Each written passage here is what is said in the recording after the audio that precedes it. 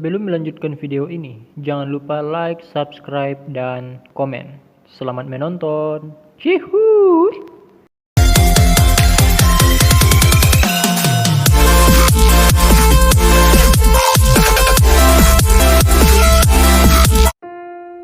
Shalom saudara-saudari yang terkasih dalam nama Tuhan Yesus Kristus. Selamat pagi, salam sejahtera untuk kita semua dimanapun saudara-saudara berada. Selamat datang kembali di renungan harian pada pagi hari ini. Semoga saudara dalam keadaan sehat selalu dan kiranya damai dan sukacita oleh Roh Kudus melimpah dalam hati dan kehidupan saudara semua. Sebelum kita mendengarkan kebenaran firman Tuhan, alangkah baiknya saudara yang belum mensubscribe channel ini, silakan subscribe terlebih dahulu agar saudara tidak ketinggalan video terupdate dari kami. Terima kasih buat saudara-saudara yang sudah mensubscribe. Kiranya Tuhan Yesus memberkati saudara semua. Saudara yang terkasih, tema kita pada pagi hari ini adalah pastikan tidak ada berhala di hidupmu. Saya ulangi lagi, tema kita pada pagi hari ini adalah pastikan tidak ada berhala di hidupmu. Pembacaan kita pada pagi hari ini terambil di dalam Kisah Para Rasul pasal 17 ayatnya yang ke-16. Beginilah firman Tuhan.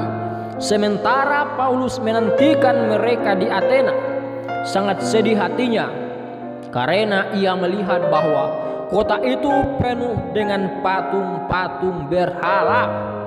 Saudaraku, dalam perjalanan pelayanannya sampailah Rasul Paulus di Athena, dan betapa sedih hatinya ketika melihat bahwa kota itu penuh dengan patung-patung berhala. Itulah sebabnya Paulus menegur orang-orang di kota itu. Katanya demikian, "Hai orang-orang Athena, aku lihat bahwa dalam segala hal kamu sangat beribadah kepada dewa-dewa.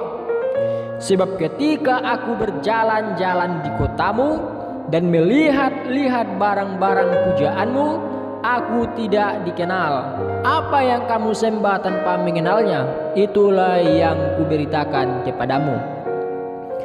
Saudara, teguran Paulus itu pun membuat banyak orang menjadi marah dan juga mengejeknya.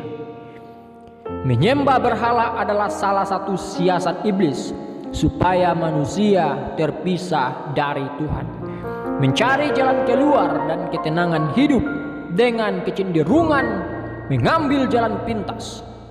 Kita pasti tahu isi 10 hukum Taurat, bahkan mungkin sudah sangat hafal. Salah satunya adalah jangan ada padamu Allah lain di hadapanku. Jangan sujud menyembah kepadanya atau beribadah kepadanya. Artinya, kita tidak boleh menyembah apapun selain Tuhan. Bukankah sampai hari ini masih banyak orang Kristen yang tidak sepenuhnya menyembah Tuhan? Ada berhala kuno dan modern. Yang termasuk jenis berhala kuno adalah jimat, tahayul, patung, gambar-gambar, atau benda-benda lainnya yang dikeramatkan. Mungkin kita berkata, "Aku tidak punya jimat dan tidak menyembah patung kok." Namun perhatikan, ada pula berhala modern, yaitu hobi yang menghabiskan waktu berjam-jam, nonton drakor hingga lupa waktu, sinetron, bergosip pria, cinta uang, karir, dan lain-lain. Ketika kita lebih mengutamakan perkara di dunia ini lebih daripada Tuhan, ini juga disebut berhala. Jadi saudara-saudaraku, berhati-hatilah. Jadi berhala bukan hanya berwujud benda atau patung saja. Dalam Kejadian pasal 35 ayat 2 dikatakan, "Jauhkanlah dewa-dewa asing yang ada di tengah-tengah kamu. Tahirkanlah dirimu." Artinya adalah Tuhan tidak senang jika kita memberhalakan suatu apapun itu.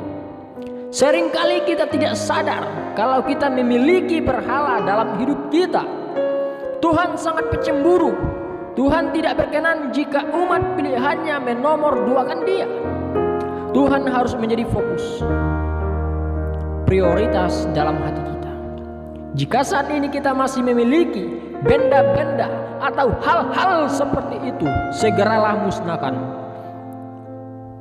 dari kehidupan saudara. Karena hal itu merupakan kebencian Tuhan. Utamakan Tuhan lebih dari segalanya.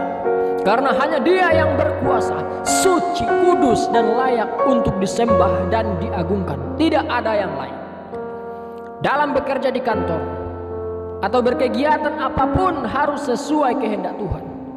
Melakukan yang terbaik dengan segenap hati, tidak melanggar hukum, tidak melakukan segala cara buruk untuk meraih sukses, dan tidak bertentangan dengan firman Tuhan. Artinya, apapun yang kita lakukan hanya untuk hormat kemuliaan namanya. Sukses di karir atau pencapaian posisi di kantor bukanlah untuk kesombongan diri ataupun malah bersibuk diri sehingga melupakan waktu berdoa, tidak ada waktu merenungkan firman Tuhan, tidak hadir di setiap ibadah, tidak suka kegiatan rohani, dan lain-lain sebagainya. Itu adalah cermin berhala modern. Jadi saudara-saudari, berhati-hatilah, waspadalah. Mari bersyukur atas segala kasih, kebaikan, serta kemurahan Tuhan. Miliki hati untuk mau membalas kasih-Nya dengan memberikan waktu menyembah Dia, memuliakan Dia, mendengarkan firman, dan melakukan firman-Nya dalam kehidupan kita sehari-hari.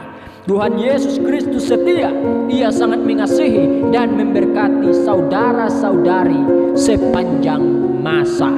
Amin. Sekian renungan kita pada pagi hari ini. Kiranya renungan ini boleh menyadarkan kita untuk tidak menyembah berhala-berhala, baik itu berhala kuno, baik itu berhala modern. Tetap hati-hati untuk berhala modern. Kiranya renungan ini boleh memberkati saudara semua. Tuhan Yesus memberkati. Shalom.